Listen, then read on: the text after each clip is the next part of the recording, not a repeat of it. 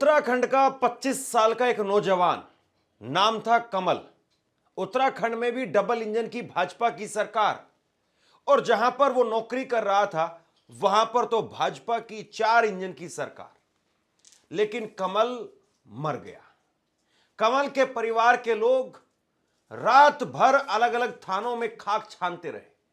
तकरीबन आधा दर्जन थाने में गए, लेकिन किसी ने उनकी सुनवाई नहीं की, किसी ने उनकी शिकायत रिपोर्ट दर्ज नहीं की। कमल को लेकर के किसी प्रकार की कोई तेजी नहीं दिखाई और कमल मर गया। कमल की मौत की जिम्मेदार क्या वाकई कमल की सरकार है, यानी भाजपा की सरकार है? यह बहुत बड़ा सवाल है। बीजेपी की सरकार है दिल्ली के अंदर, और राजधानी दिल्ली में जब कल प्रधानमंत्री नरेंद्र मोदी तकरीबन 97 मिनट का भाषण दे रहे थे, उसी रात उसी तारीख को दिल्ली के अंदर एक ऐसा हादसा होता है जिसने सबके रोंगटे खड़े कर दिए। अभी हम भूले भी नहीं थे युवराज को, और युवराज की मौत के 20 दिन पूरे हुए हैं। युवराज जो नोएडा के अंदर एक लड़का डूब करके मर गया, रात भर चिल्लाता रहा, और उसी खबर में मैं आपको आगे अपडेट देने वाला हूं। वो बिल्डर जिनको गिरफ्तार किया गया था वो रिहा हो गए। अब यहां पर इस मामले में भी देखिएगा आप कि कार्रवाई किसी पर नहीं होगी। अब ये तस्वीर देखिए आप, ये तस्वीर है उस नौजवान की जो दिन रात मेहनत करके अपने सपने पूरे करने के लिए दौड़ रहा था, भाग रहा था, लेकिन उसको नहीं पता था कि सड़क पर एक गड्ढा उसके लिए खोद दिया गया है, और ये गड्ढा नहीं है बल्कि कब्र एक तरीके से उसकी बन गई। प्रधानमंत्री नरेंद्र मोदी कल संसद में खड़े होकर के कह रहे थे कि ये मोदी की कब्र खोदने की बात करते हैं, लेकिन आप देखिए कि सड़क के ऊपर कमल की सरकार और कमल का एक गड्ढे के अंदर शव सुबह मिलता है। अब कमल की कब्र किसने खोदी? कमल की मौत का जिम्मेदार कौन है? कमल की भरपाई कौन करेगा? कमल की सरकार, उसके मंत्री, उनका एक बयान मैं आपको दिखाऊंगा, और उनका घर वहीं है जहां पर यह हादसा हुआ है, उससे 2-2.5 मिनट की दूरी पर उनका घर है। लेकिन वो कह रहे हैं कि मैं मौके पर गया, मैंने मौके पर जाकर के देखा तो वहां पर सुरक्षा के सारे बंदोबस्त किए गए थे। कमाल की बात है भाई।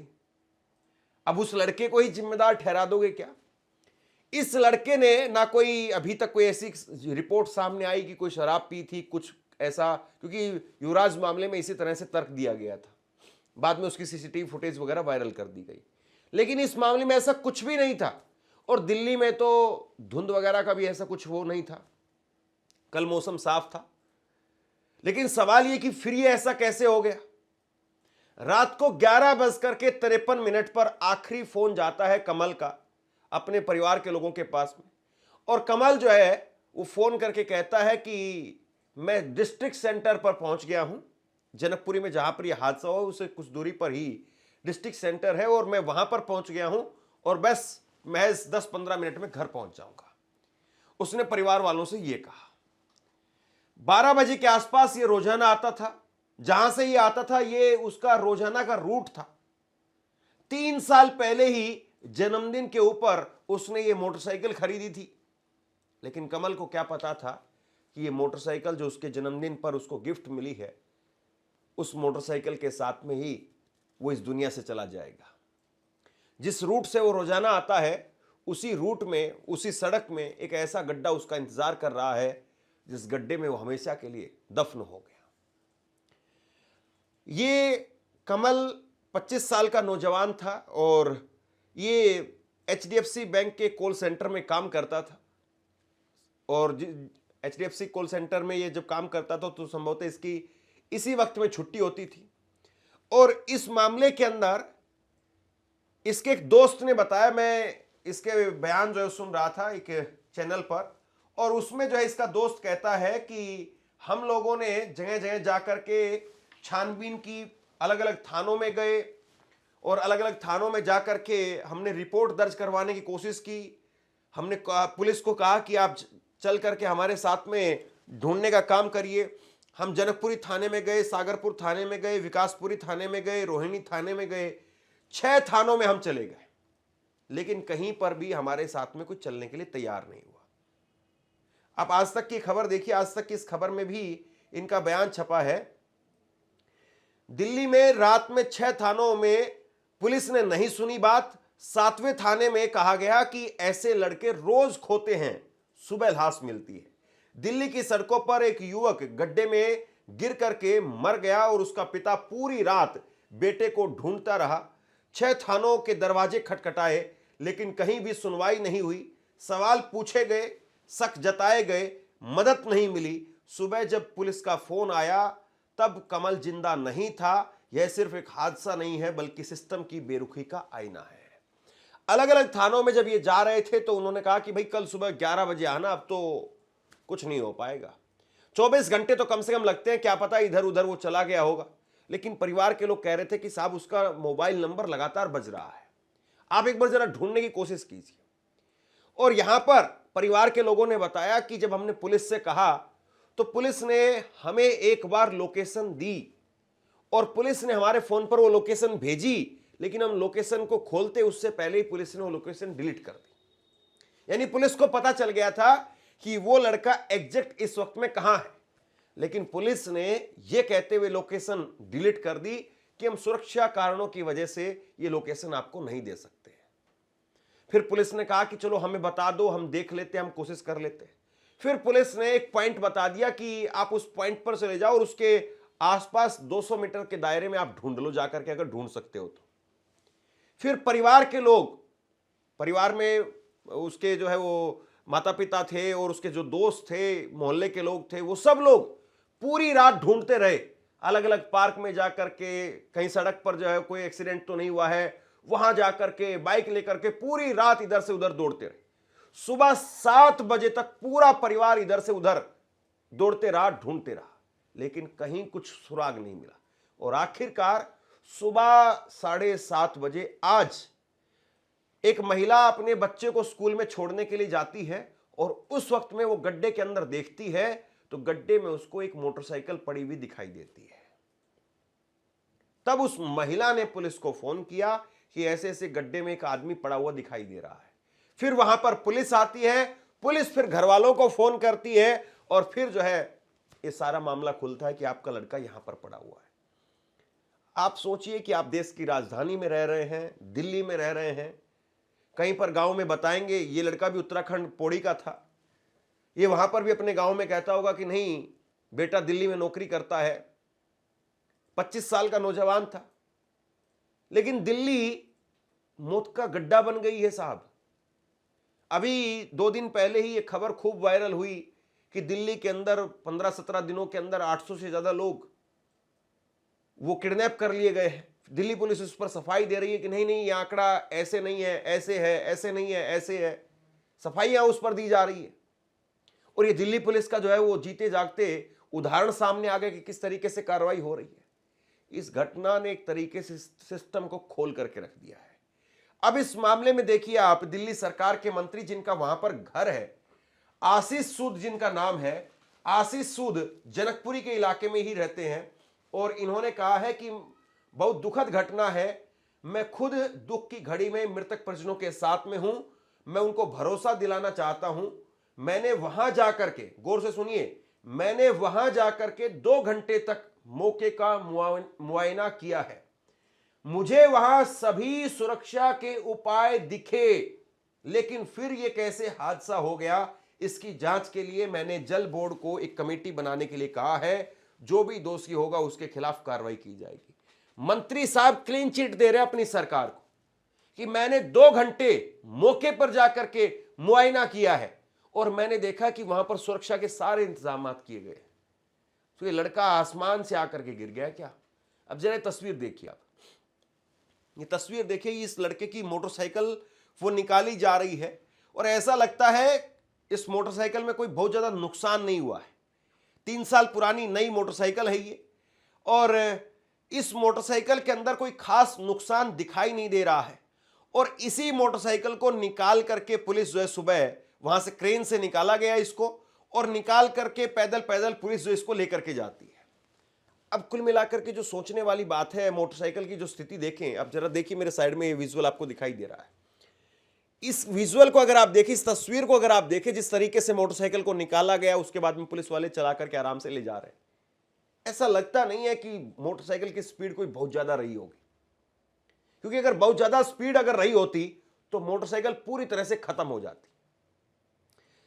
इस लड़के ने बाकायदा हेलमेट भी पहना हुआ था, इसने अपनी तरफ से पूरा सिक्योरिटी का, सेफ्टी का इंतजाम किया हुआ था, लेकिन इसको यह नहीं पता था कि सरकार, दिल्ली जल बोर्ड वहां पर एक गड्ढा भी खोद करके बैठा हुआ है। और अब जो है वहां पर चारों तरफ बैरिकेटिंग कर दी गई है, पट्टियां लगा दी गई है, हरे रंग के पर्दे से उस गड्ढे को ढक दिया गया है। कोई पत्रकार जा रहा है तो वो उस जगह पर जाकर के उस गड्ढे को अब नहीं दिखा सकता है, क्योंकि उस गड्ढे को ढक दिया गया है। तकरीबन 20 फुट का ये गड्ढा है। इतना बड़ा गड्ढा अगर कोई खोदता है, गांव में भी अगर कोई शौचालय के लिए भी गड्ढा खोदता है, तो उस पर भी कम से कम झाड़ियां वगैरह या कुछ ना कुछ उस पर रख देता है, साइकिल वगैरह किसी न किसी तरीके से उसको रख देते हैं, कि फट्टी वट्टी रख करके उसको बंद कर देते हैं, ताकि किसी तरीके से कोई जानवर या कोई आदमी उसमें गिर ना जाए। अगर कोई 2-4 फीट का भी गड्ढा खोदता है तो उसके लिए भी इंतजाम किए जाते हैं। यहां पर 20 फुट का गड्ढा खोद करके उसको खुला छोड़ दिया गया। वहां पर कुछ भी ऐसा नहीं दिखाई दे रहा है कि कोई रेलिंग लगाई गई हो या किसी तरीके से बाइक रेलिंग को तोड़ते हुए गई हो, ऐसा बिल्कुल नहीं दिखाई दे रहा है। मैं दिल्ली सरकार के एक दूसरे मंत्री, पीडब्ल्यूडी मिनिस्टर, उनको मैं सुन रहा था, प्रवेश वर्मा, और वो कह रहे हैं कि इस रोड पर आवाजाही नहीं थी। यानी एक तरीके से ये बताने की कोशिश हो रही है कि ये लड़का तो जबरन इस रोड पर आ गया, इस रोड पर आवाजाही नहीं थी।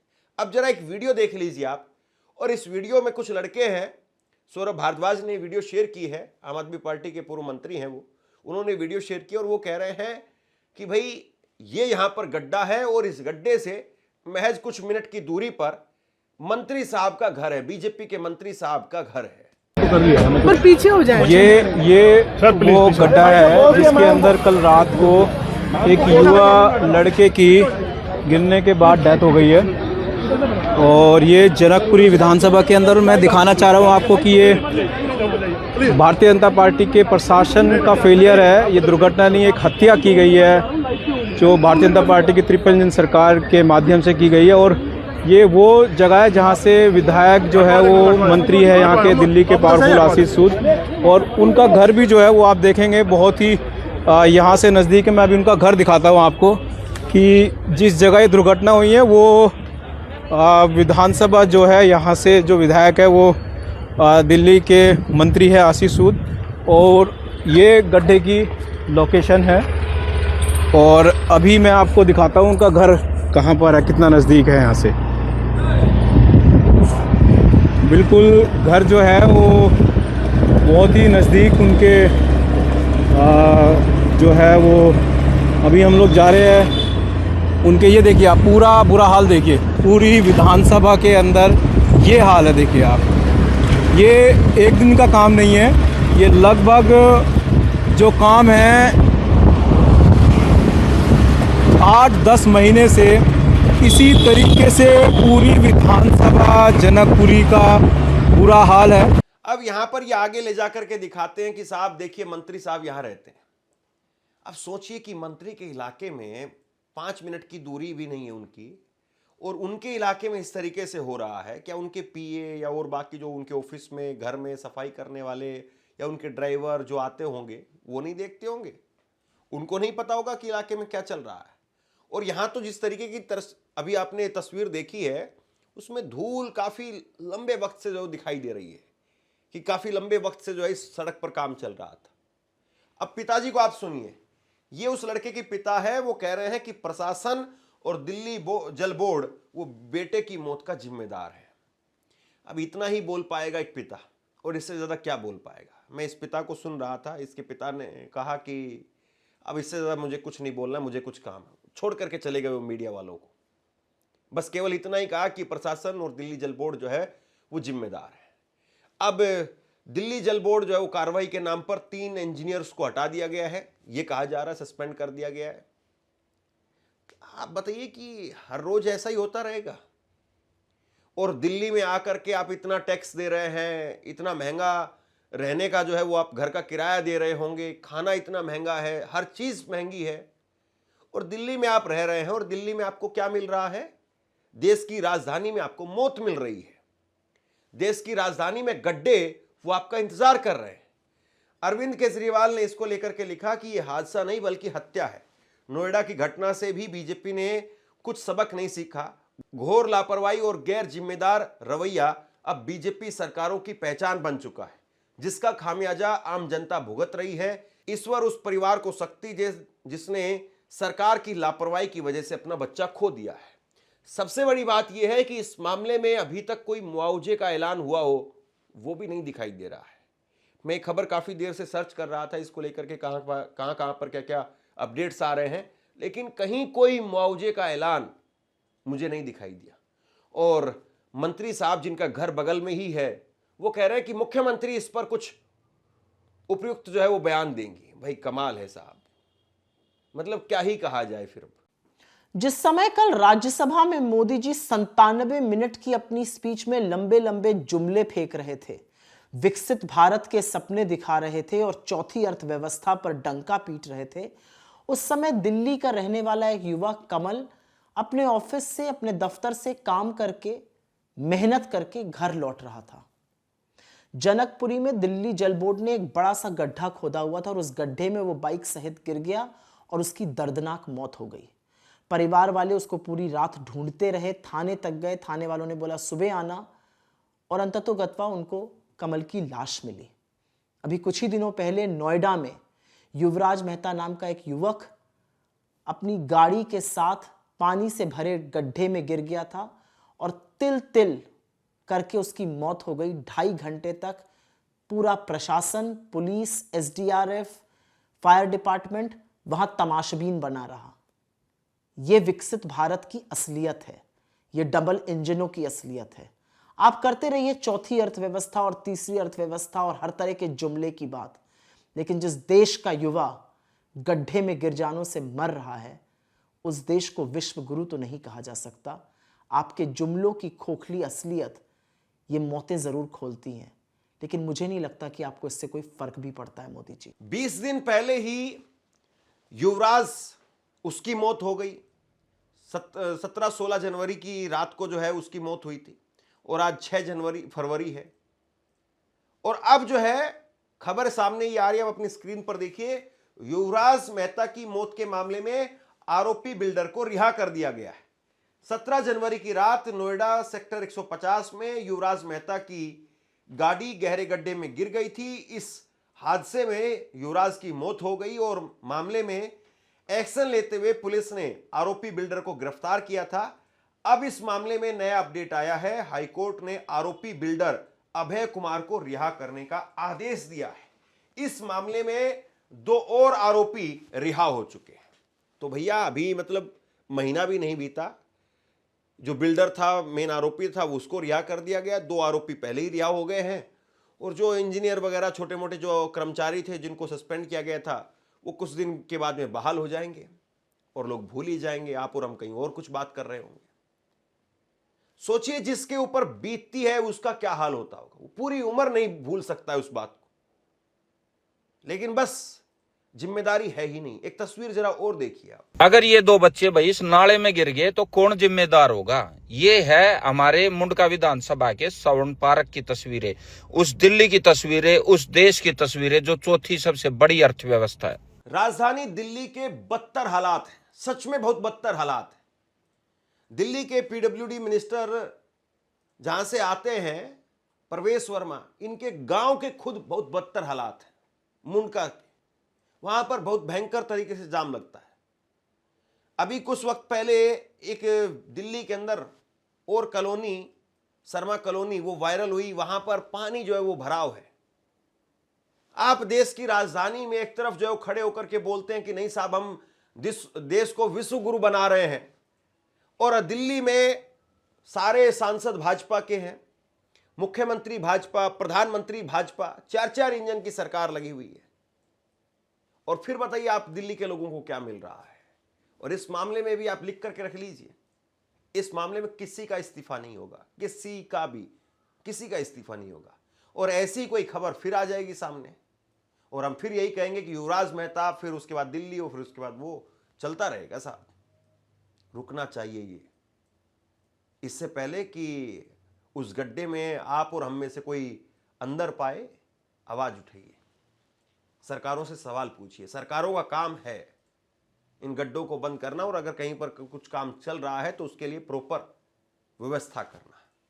शेयर कीजिए इस खबर को, और आप क्या सोचते हैं नीचे कमेंट बॉक्स में लिख करके जरूर बताइए। धन्यवाद।